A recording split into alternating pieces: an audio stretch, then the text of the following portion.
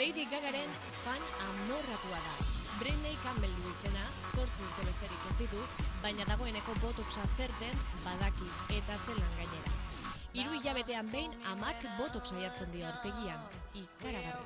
Beteko desoreka baduela eta aurrak jaten ari du guztia, ez dakit oso ondo jakin bat honek bere ama honen zitenak eta zezen bere bizitzen eta printzipio hor realitatearekiko distortzio bat enten da. Amak badu eta labak Kerry, neskatuaren ama, estetisista da, eta 8 urteko alabatxoari helduen artean hain moda jarrian botox toksina. Berez, zindurrak entzeko erabiltzen den substantzia honek ordea, ez dakigu nolakora egin izan dezakeen aurraren azalean. Are gehiago, zindurik ez da ganean, ze zindur izango duga 8 urteko neskarosko. Nik beharko nukoela jakitea zer bizi izan duen andra honek, baina bai ematen du, agian berak nahi izan duela jorratu bideo hori, hau hipotesi utza da, eta agian bere alabaren bitartez egiten ari duela. Nik uste dut, oinarriz, ama guztiek nahi dutela oberena beraien semea larentzat. Orduan, uste dut hori da lehenengo premisa.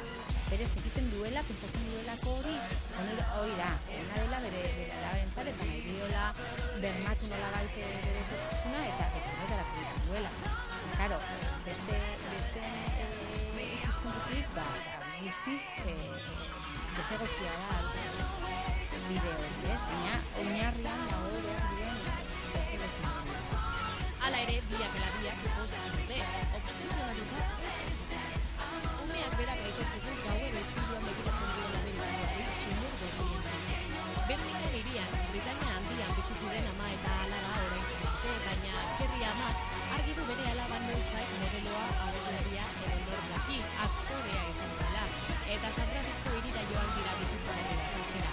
Han egiten baitituzte aurrentzako edertasun lehiaketa handienak eta sari potoloenak eskaintzen dituztenak.